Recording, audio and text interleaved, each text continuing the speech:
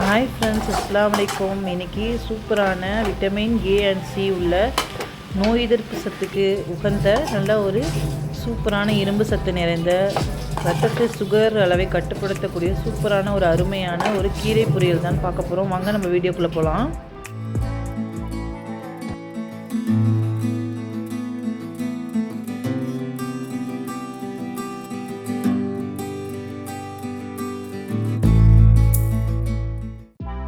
ஒரு கடாயில் இப்போ 2 டேபிள் ஸ்பூன் எண்ணெய் விட்டுக்கலாம். 1 டேபிள் ஸ்பூன் அளவு ஒரு கடவுந்த பருப்பு நல்லா பொரிஞ்சு வரட்டும்.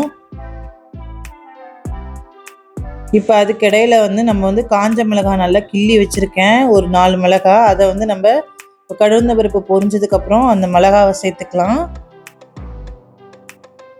இந்த வரமிளகாவும் நல்லா எண்ணெயிலே போட்டு நல்லா வதக்கி விடலாம்.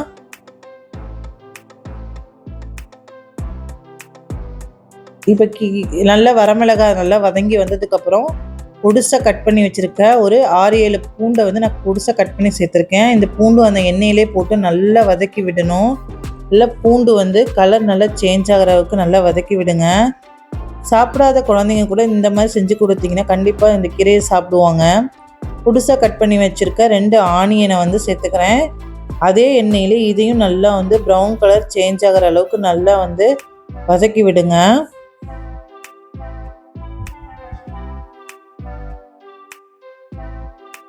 கண்டிப்பாக ரசத்துக்கு இதுக்கு எல்லாத்துக்குமே இந்த கீரை சூப்பராக இருக்கும், டேஸ்ட்டாக இருக்கும். இப்போ வெங்காயம் வதங்கிறதுக்கு தேவையான அளவு உப்பு சேர்த்துக்கலாம்.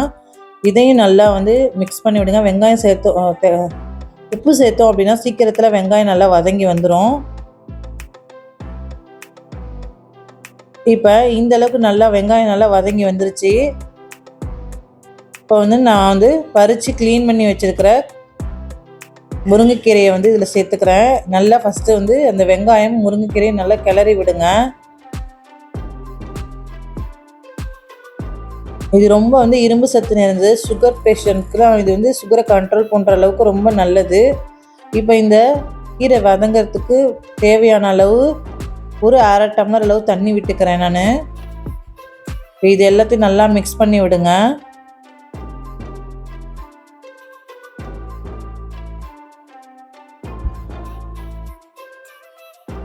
இது உடம்புக்கு எவ்வளோ நல்ல இரும்பு கால்சியம் சத்து ரொம்ப நிறைஞ்சது. இது குழந்தைங்களுக்கு வீக்லி ஒன்ஸ் டைம் கண்டிப்பாக இது மாதிரி செஞ்சு கொடுங்க.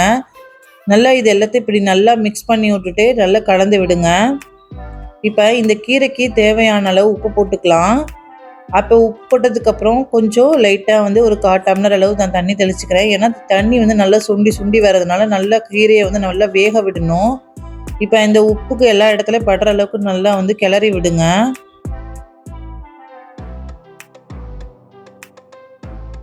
கண்டிப்பாக குழந்தைங்களுக்கு இந்த மாதிரி கீரை வகைகளை வாரத்தில் குறைஞ்சது 3 நாள் கொடுத்து நம்ம பழகணும். அப்போ தான் உடம்புக்கு ரொம்ப நோய் எதிர்ப்பு சக்தியும் கிடைக்கும். இப்போ இது நல்லா வேகட்டும். மூடி நல்லா ஒரு 10 நிமிஷம் கழித்து மீடியமான ஃப்ளேமை வச்சு எடுத்தோம் அப்படின்னா இது இப்போ கொஞ்சம் லைட்டாக வதங்கியிருக்கு. இப்போ இன்னும் இதை நல்லா வதக்கி விடுங்க. நல்ல கீரை நல்லா சுண்டி வரணும். இந்த அளவுக்கு பாருங்கள், நல்லா சுண்டி க்ரீன் கலராக இருந்தது, கலர் கொஞ்சம் சேஞ்ச் ஆகிடுச்சு.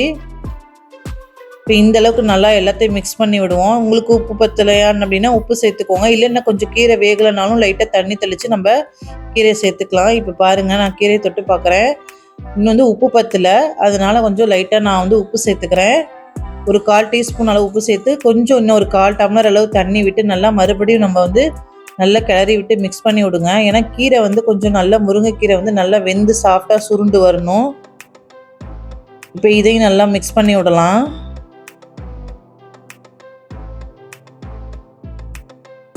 இதில் லைட்டாக துவர்ப்பு இருக்கும். அந்த துவர்ப்பு போக்குறதுக்கு தான் நான் லாஸ்ட்டாக துவர்ப்பு தெரியாமல் இருக்கணுங்கிறதுக்காக ஒரு முக்கியமான ஒரு இன்க்ரீடியண்ட் சேர்க்கற போகிறேன். அதே மாதிரி நீங்களும் அதே மாதிரி செஞ்சு கொடுத்தீங்கன்னா கண்டிப்பாக சாப்பிடாத பிள்ளைங்க கூட சாப்பிடும். ரசம் சாதம், புளி சாதம், புளிக்குழம்புக்கு, சாம்பாருக்கு இதெல்லாம் செம்மையாக டேஸ்ட்டாக சைடிஷாக இருக்கும்.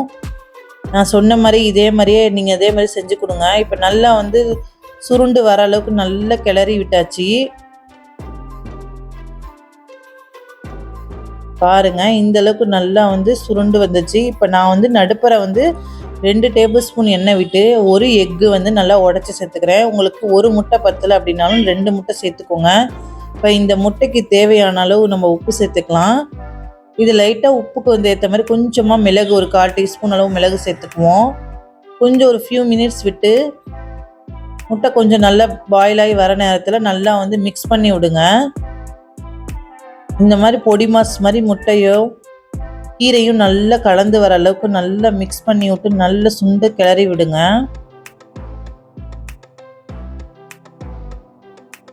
பாருங்க, இந்த அளவுக்கு நல்லா சுண்டி நல்லா பொடி மாஸ் மாதிரி நல்லா கீரையும் முட்டையும் நல்லா கலந்து நல்லா அழகாக சுருண்டு வந்துருச்சு. செம்மையாக இருக்கும். இதே மாதிரி நீங்களும் உங்கள் வீட்டில் இருக்க குழந்தைங்க கீரை சாப்பிடலன்னு சொன்னால் இந்த மாதிரி நீங்கள் செஞ்சு கொடுத்து அசத்துங்க. பிடிச்சிருந்தா என்னோட வீடியோவை லைக் அண்ட் ஷேர், சப்ஸ்கிரைப் பண்ணுங்கள்.